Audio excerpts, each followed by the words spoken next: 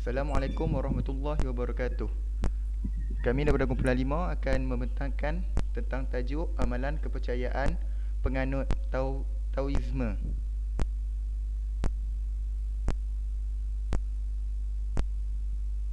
Pengenalan. Taoisme juga dikenal dengan Daoisme.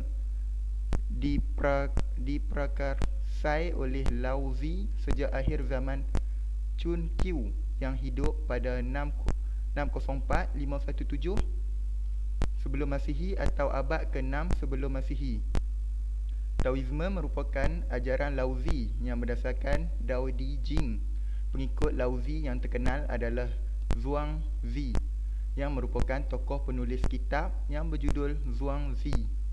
Taoisme adalah sebuah aliran filsafat yang berasal dari China. Taoisme sudah berumur ribuan tahun dan akar-akar pemikirannya telah ada sebelum masa Konfusiusme. Hal ini dapat disebut sebagai tahap awal dari Taoisme. Bentuk Taoisme yang lebih sistematis dan berupa aliran filsafat muncul kira-kira 3 abad sebelum Masihi. Selain aliran filsafat, Taoisme juga muncul dalam bentuk agama rakyat yang mulai berkembang 2 abad setelah perkembangan filsafat Taoisme. Taoisme juga sering disebut dengan Tao. Tao adalah kekuatan agama di dalam alam semesta yang terdapat pada semua benda, terdapat di dalam inti segala benda di syurga dan di bumi, kekal abadi dan tidak dapat berubah. Nama Tao itu diambil dari huruf Cina yang artinya jalan. Berdasarkan sumber-sumber bertulis, umumnya agama Tao diyakini berasal dari Kaisar Kuning, Wang Di.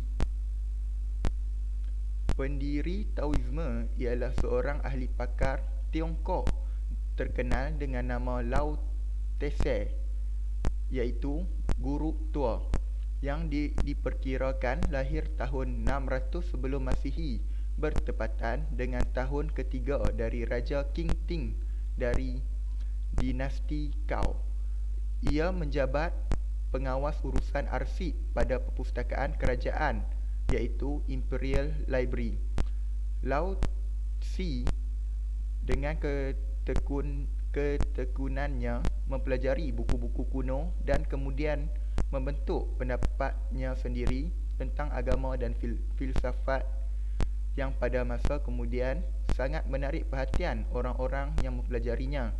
Ketika berumur 90 tahun, ia memutuskan untuk meninggalkan pekerjaan sebagai pegawai arsip kerajaan untuk kemudian melakukan pengembaraan ke seluruh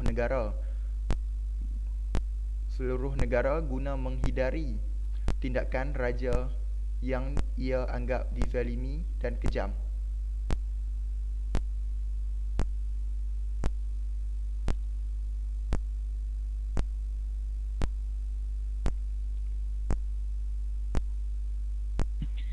Terima kasih Faris. Nama saya Muhammad Amaluddin bin Ahmad Ghazali dan saya akan bincangkan kitab suci ajaran Taoisme. Tao Te Ching merupakan kitab suci dalam agama Tao. Terpandang kitab suci tertipis di antara seluruh kitab suci berbagai agama di dunia. Terdiri atas 81 buah sajak-sajak singkat, disertai prosa-prosa singkat, terdiri dari 25 halaman yang kemudian diberi komentar oleh pelbagai ahli filsafat sehingga menjadi kitab yang sangat tebal. Sekalipun Tao Te Ching itu tipis, tetapi isinya mencakup hampir keseluruhan aspek kehidupan. Sekalipun kata yang digunakan sederhana, akan tetapi kandungan maknanya berisikkan banyak paradoks. Kitab tipis itu betul-betul merupakan tantangan bagi siapa pun untuk memahamkan pengertiannya yang lebih dalam. Kitab ini ditulis oleh Lao Tse pada abad ke-6 sebelum Masihi. Sangat sulit bagi orang awam untuk memahami kitab tersebut kerana sangat puitis dan disampaikan secara lugas. Isi terpenting dari Tao Te Ching iaitu ajaran tentang Wu Wei. Wu Wei merupakan perintah termasyhur bagi penganut Taoisme yang dijadikan pedoman-pedoman dan etika dalam memelihara kehidupan seseorang dan memberikan contoh jalan untuk menjadi orang yang bijaksana. Wu Wei adalah hidup yang dijalani tanpa ketegangan. Hal itu merupakan perwujudan yang murni dari kelemah lembutan, kesederhanaan dan kebebasan. Kitab tersebut menyimpan suatu pengertian yang ajaib, misterius, iaitu yang tersirat dalam kata Tao. Kata ini menyulitkan banyak sarjana untuk mengartikannya. Ajaran Taoisme cenderung membawa tradisi Tiongkok kuno ke dalam bentuk keagamaan dan filsafat. Dengan demikian, Lao Tse menjadikan Taoisme menjadi faham yang dapat mengimbangi faham Konfusianisme yang terkenal sebagai faham kuno dan yang berusaha mempertahankan tradisi Tiongkok dalam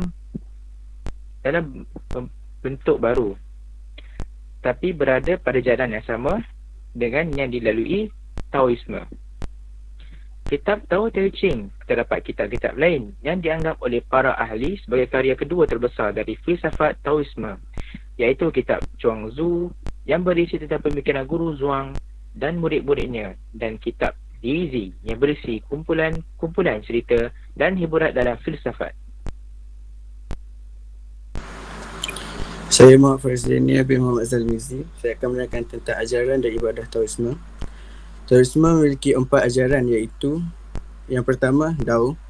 Dao adalah inti daripada ajaran Taoisme yang bererti tidak berbentuk, tidak terlihat, tapi merupakan proses kejadian dari semua benda hidup dan segala benda yang ada di alam semesta. Dao yang berwujud dalam bentuk benda hidup dan kebendaan lainnya adalah Di. Gabungan Dao dan Di dikenal sebagai Taoisme yang merupakan landasan kealamian. Keabadian manusia terwujud di saat seseorang mencapai kesedaran Dao dan orang tersebut akan menjadi dewa. Penganut-penganut Taoisme mempraktikkan Dao untuk mencapai kesedaran Dao dan menjadi seorang dewa. Yang kedua, Yin dan Yang. Dao melahirkan sesuatu yang disebut dengan Yin, iaitu positif, dan Yang negatif. Yin dan Yang saling melengkapi untuk menghasilkan tenaga dan atau kekuatan. Kekuatan tersebut bersumber dari jutaan benda di dunia. Setiap benda di alam semesta yang berupa benda hidup atau benda mati mengandungi Yin dan Yang saling melengkapi untuk mencapai keseimbangan. Yin bermaksud kegelapan, kejahatan, pasif, wanita dan sebagainya. Manakala Yang, cahaya terang, kebaikan, aktif, positif dan lelaki. Saya serahkan kepada Ahmad Samsu untuk meneruskan tentang ajaran dan ibadah Taoisme. Terima kasih. Terima kasih Faris. Nama saya Ahmad Syamsul Bahari bin Sahrudin. Saya akan membentangkan tentang ajaran dan ibadah Taoisme. Nombor 3, pandangan tentang manusia. Manusia yang sombong dan melakukan hal di luar kemampuannya, maka suatu saat dia akan mendapat kecelakaan yang dapat membuatnya berduka atau menderita. Kerana itu, seorang bijaksana yang mengenal Dao dan hukum alam akan memilih mengundurkan diri dan menolak segala penghargaan yang diberikan padanya. Ia memilih untuk tidak menonjolkan dirinya. Meskipun demikian, Taoisme tidak mengajarkan bahawa seseorang harus menyingkirkan seluruh harta benda yang dimiliki untuk mencapai ketenteraman batin. Hal yang perlu dibuang adalah rasa kemelekatan terhadap harta tersebut. Etika. Dalam menjalani kehidupan yang ada, manusia mengarah pada kehidupan yang alamiah tanpa adanya proses ikut campur. Kehidupan yang alami inilah yang menjadi suatu kebajikan dasar yang memicu munculnya 3 buah kebajikan lain yang menuntut manusia dalam kehidupannya, iaitu lemah lembut, rendah hati dan menyangkal dirinya.